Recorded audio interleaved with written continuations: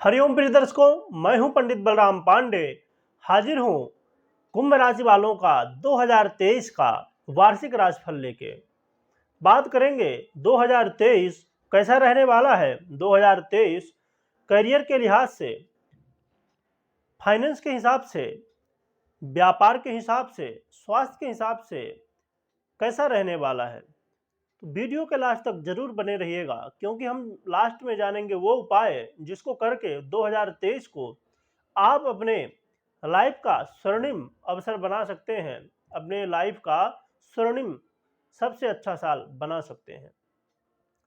तो वीडियो के लास्ट तक जरूर बने रहें। कुंभ राशि के लोग बहुत मेहनती स्वभाव के होते हैं। कुंभ राशि के लोग यदि कोई चीज को ठान ले कि मुझे ये चाहिए तो चाहिए ही, उसके लिए वो रात दिन एक कर देते हैं। अर्थात जिस काम को करने लगेंगे तो पूरे मेहनत पूरे लगन के साथ करते हैं।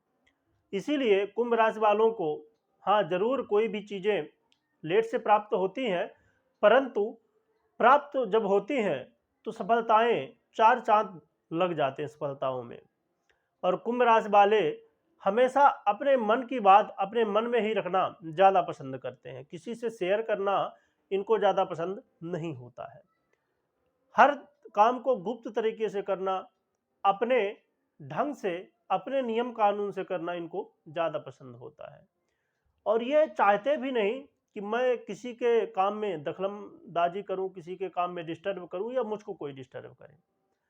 और ये कोशिश करते हैं कि मैं ऐसा कुछ करूं जिस आज तक किसी ने ना किया हो। ऐसी भी इनकी सोच होती है। मतलब एक नई सोच के साथ और अच्छे प्रोफेशनल तरीके से काम करने की कोशिश करना इनकी हमेशा आदत होती है। इसीलिए सफलताएं जब प्राप्त होती हैं तो बहुत अच्छी सफलताएं प्राप्त होती हैं और पूर्ण सफलताएं प्राप्त होती हैं। सबसे पहले बात कर लेते हैं करियर की। 2023 करियर के लिहाज से मिला जुला कहा जाएगा, डिपेंड करेगा आपके ऊपर। 2023 व्यापारियों के लिए लाभदायक रहने वाला है, तो वीडियो के लास्ट तक बने रहिएगा। तो कहा जाए कि करियर के हिसाब से व्यापारियों के लिए भी 2023 लाभदायक स्थिति बनने वाली है। 2023 में आपको कई नए मौके मिलेंगे, कई नए लोगों से मुलाकात होगी, जिनके सहयोग से आप आगे बढ़ सकेंगे, व्यापार में आपको लाभ प्राप्त हो सकेगा। और यदि आप जॉब वगैरह करते हैं तो उसमें ज़रूरत होगी कि आप पूरे लगन से, पूरे मेहनत के साथ, ईमानदारी के साथ काम करें, तो आपको पदोन्नति भी प्राप्त हो सकती है, आगे प्रमोशन भी प्राप्त हो सकता है। परंतु शर्त बस इतनी ही होगी कि सत्यता के साथ, मेहनत के साथ, पूरे लगन के साथ हर काम को बेहतर ढंग से करने की कोशिश करना है, जो कि आपका स्वभाव है। अपने मूल स्वभाव को नहीं भूलना है। तो 2023 को करियर के हिसाब से बेहतर आप बना सकते हैं। हाँ, इस बात का जरूर ध्यान रखें कि थोड़ा साल के उत्तरार्ध में थोड़ी ज़्यादा समस्याएं होंगी, परंतु जैसे ही देवगुरु बृहस्पति का गोचर बदलेगा अप्रैल से, तो आपको जो समस्याएं हैं उनमें थोड़ा सा कमी आएगी। देवगुरु बृहस्पति की दृष्टि अमृतमयी होती है, उसका प्रभाव आपके सप्तम भाव में होगा, जिससे आपको विशेष लाभ प्राप्त होंगे और आपके लाइफ पार्टनर का सहयोग भी प्राप्त होगा।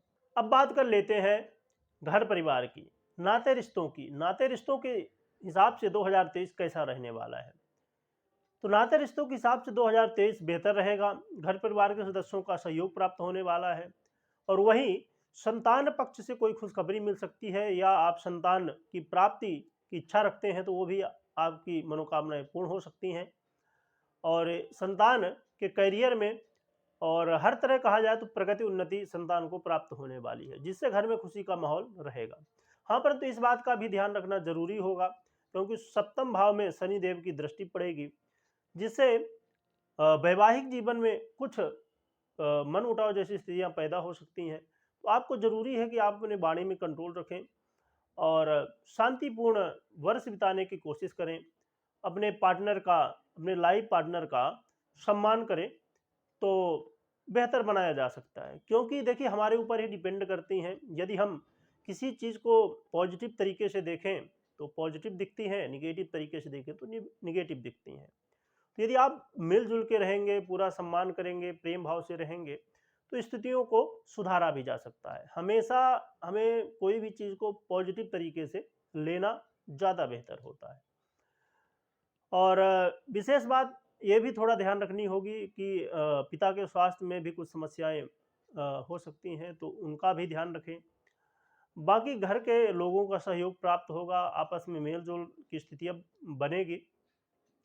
बस आपको शांति से हर बात को लेना है, तो साल को बेहतर बनाया जा सकता है। अब बात कर लेते हैं स्वास्थ्य की। तो स्वास्थ्य के हिसाब से 2023 मिला-जुला कहा जाएगा। 2023 में चंद्रदेव शनिदेव से प्रभावित होंगे, जिसकी वजह से कई बीमारियां आगे भी बन सकती हैं। जो पहले से बीमारियां चली आ रही थी उनमें कुछ तो राहत मिलेगी, परंतु नई बीमारियां भी उत्पन्न हो सकती हैं। तो ज़रूरी है कि आप योग प्राणायाम वगैरह करते रहें, अपने स्वास्थ्य का विशेष रूप से ध्यान रखें, क्योंकि देखिए हमारा स्वास्थ्य बेहतर है तो सब कुछ बेहतर रहने वाला है। यदि स्वास्थ्य बेहतर ना हो तो फिर कोई मतलब ही नहीं होता है।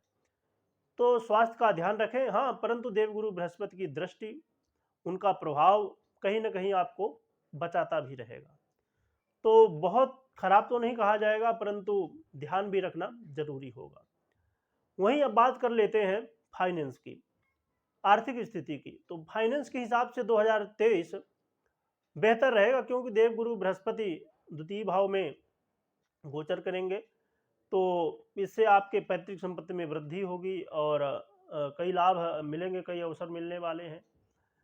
तो 2023 में कहा जाए कि आर्थिक स्थिति के हिसाब से देवगुरु बृहस्पति का गोचर अप्रैल से होगा, तो उससे भी लाभ प्राप्त होने वाले हैं।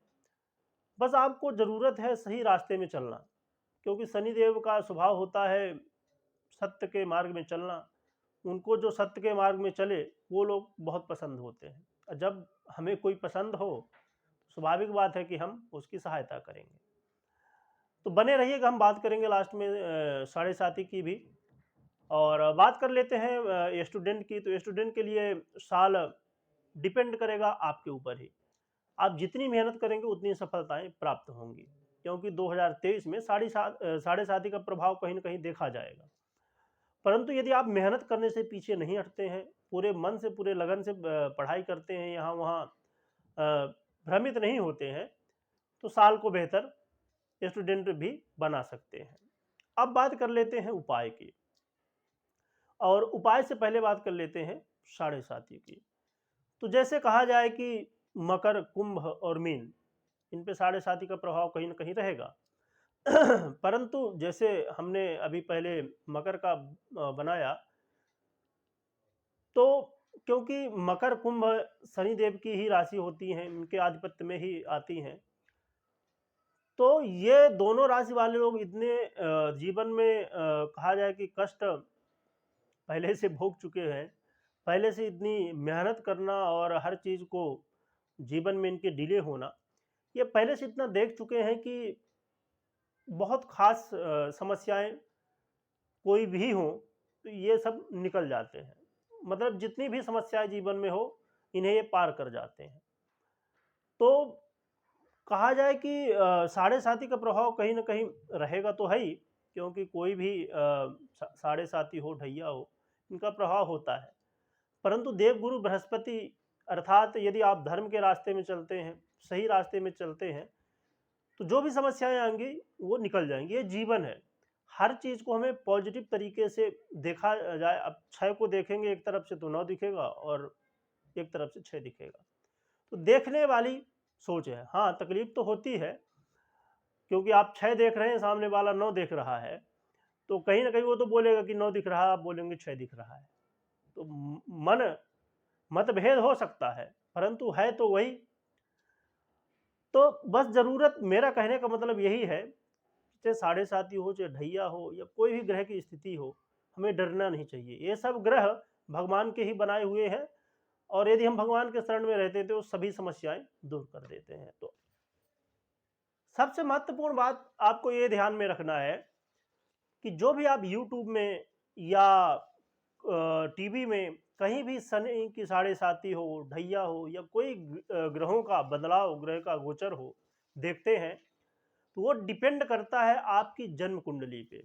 यदि जन्म कुंडली में ग्रहों की स्थिति बेहतर है तो इनका प्रभाव बहुत ज़्यादा नहीं पड़ता है। अर्थात जैसे शनि की साढ़े साती तो है, परंतु आपके कुंडली में यदि शनि देव की स्थिति बेहतर है तो उसका कोई खास बहुत ज़्यादा प्रभाव नहीं पड़ेगा। प्रभाव तो पड़ेगा परंतु बहुत ज़्यादा प्रभाव नहीं पड़ेगा। वैसे ही है कि जैसे हम बहुत सारी समस्याओं से उलझ रहे हों और एक छोटी सी समस्या और भी आ जाए तो आदमी पार ही पा जाएगा। तो इसलिए आपको बहुत डरने की ज़रूरत नहीं है। बस ज़रूरत है कि आप अपने कुंडली को देख लें।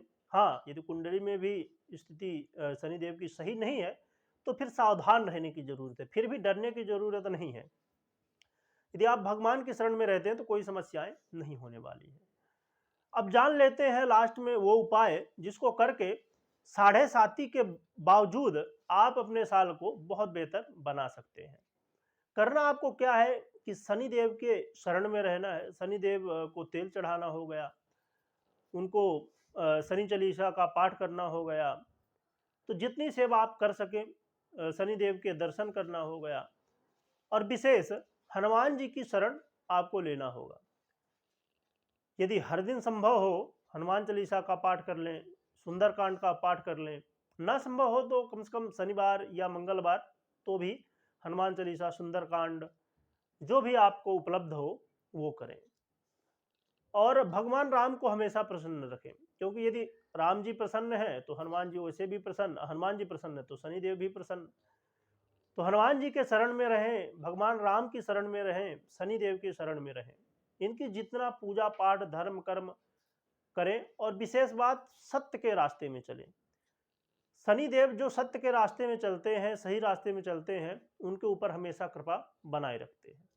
तो दर्शकों, इन बातों को यदि आप ध्यान रखते हैं तो चाहे कोई भी ग्रह स्थिति हो, कोई कितने भी ग्रह खराब हों, भगवान की शरण में रहते हैं, सत्य के रास्ते में चलते हो तो सभी समस्याएं दूर हो जाती हैं। और रही बात कि जीवन है, ये जीवन में सुख दुख आता ही रहता है। आज दुख है तो कल सुख आने वाला है। इन्हीं बातों के साथ अब हम आगे बढ़ते हैं। ये 2023 का आपका राशिफल रहा। वीडियो देखने के लिए आपका बहुत बहुत धन्यवाद। यदि आप दैनिक राशिफल, मासिक राशिफल देखना चाहते हैं तो चैनल को सब्सक्राइब करें। बहुत बहुत धन्यवाद।